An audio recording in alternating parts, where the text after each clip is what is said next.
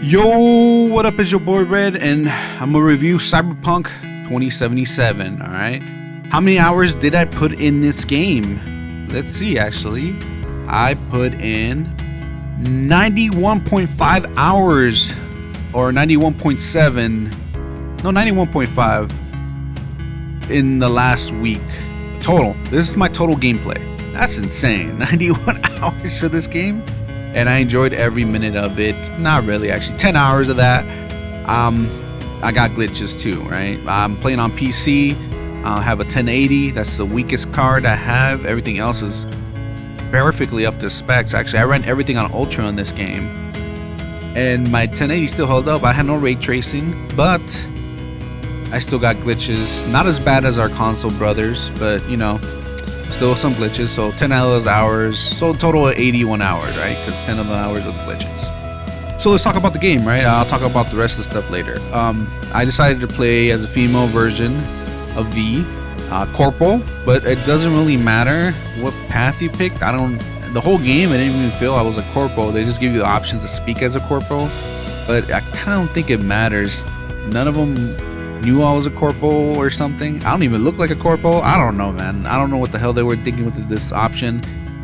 I don't know. I mean, I'm gonna do another playthrough, but I'm gonna pick something else, probably the Nomad. But the intro was pretty interesting as a Corpo, and I enjoyed understanding the corporate world. This game, Cyberpunk, I felt like it was made for people who have, you know, read the books. I think there's books on this, right?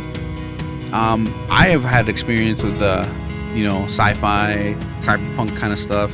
So I knew some of the lingo, what was going on in the world. The world is basically run by corporations. You have Miltech, you have Arasaka. I forget the name of the other one. I played so much, I don't give a fuck about them. So it's pretty cool seeing this world.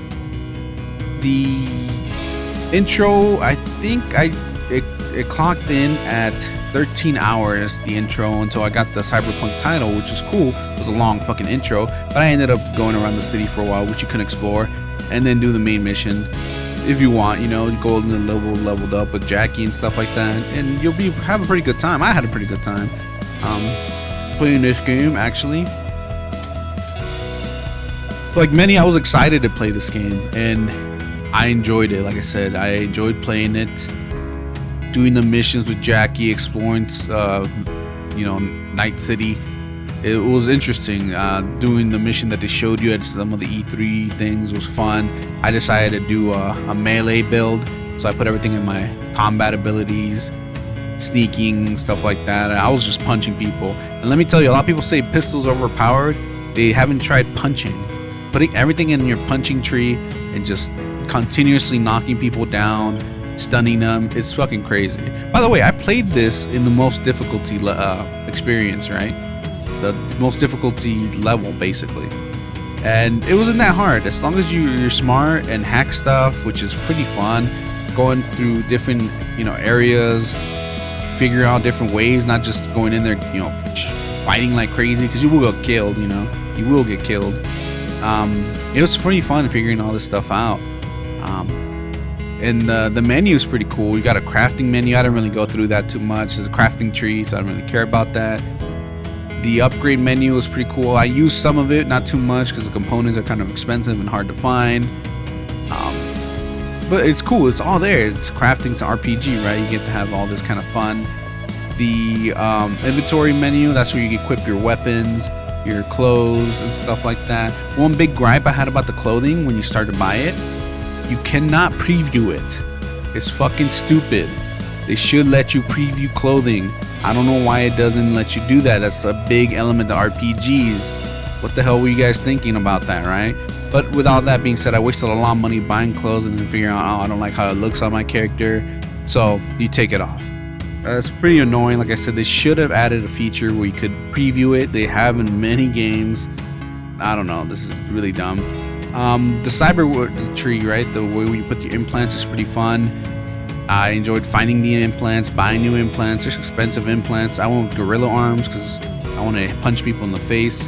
Equipping different upgrades to the implants. One of my favorite things that they did is you can equip an implant that makes all your weapons non-lethal. I went the non-lethal route, actually. I didn't kill many people in this game, except when I throw grenades and stuff like that. The level tree is pretty simple. You got 5 categories, though it's kind of confusing sometimes figuring out which tree you want to go with. Like I went with the body tree a lot, and you have to actually read. I thought the athletic one would be like the just running and stuff, and the street brawler would be punching, but no, it's kind of different. The map is pretty big. As you can see here, there's for me there's 3 levels of missions. You got your main mission, your side missions, and your blue missions, which are fucking amazing. Every single one of these missions are great. Some of my favorite side missions include save the monk brother, save the guy's penis, cyber psychos, which are always fun to take down, but my favorite has to be Brandon, the vending machine. I fucking cried in that fucking side mission, man. Fucking Brandon, dude. Though after doing all these missions and unlocking everything, I did everything in Night City.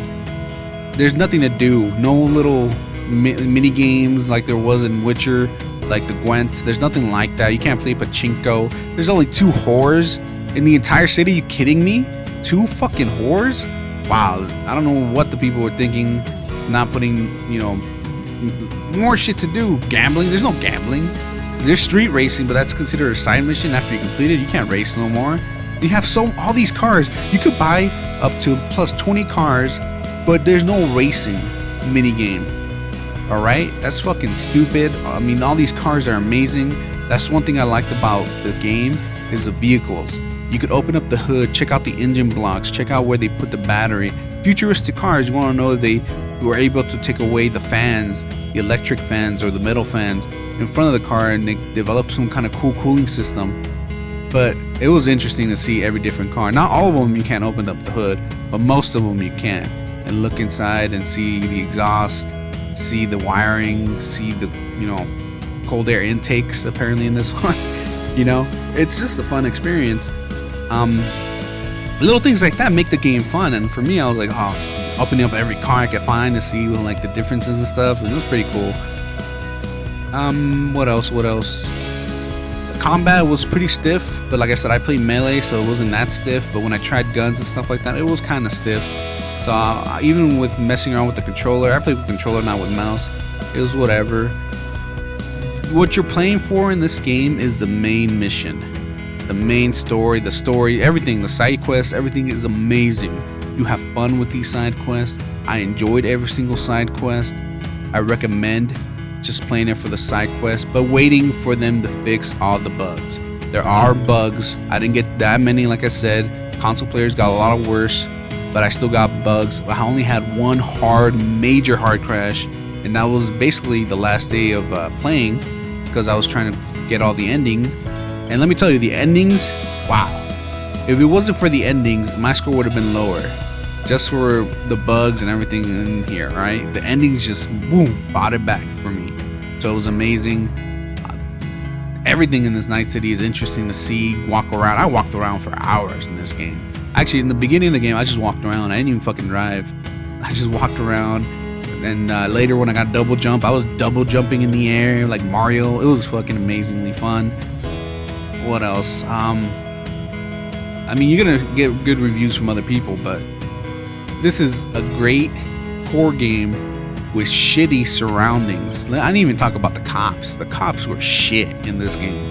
I guess they were shit in general, but they didn't do shit. I was keep saying that word because they were shit, alright? But like I said, this is their first open world, big RPG style game. There's gonna be stuff like this. They're gonna get their feedback from us.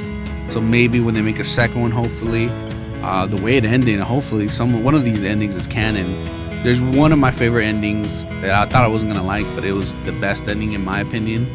That left it open for V and the character and Johnny. You know, I love Keanu Reeves. Right, by the way, he was amazing in this game. But it's a great game. Check it out if you haven't, or you want to wait until they fix the bugs and release the patches. They already have patches lined up till January or some shit. But I'm gonna give this game a 7 out of 10. Compared to The Witcher release, I would have given it an 8. Possibly, no, an 8, because they also had bugs. But this one with the bugs and everything, For me, it was a 6, but the ending brought it up to a 7. That's saying a lot, right? Because the ending had to make it up for me, and it did. Getting all those bugs and taking me out of the experiences was annoying. But luckily they're fixing it, so we'll see. But thank you for watching. Hit that like, hit that sub, and I'll catch you guys next time.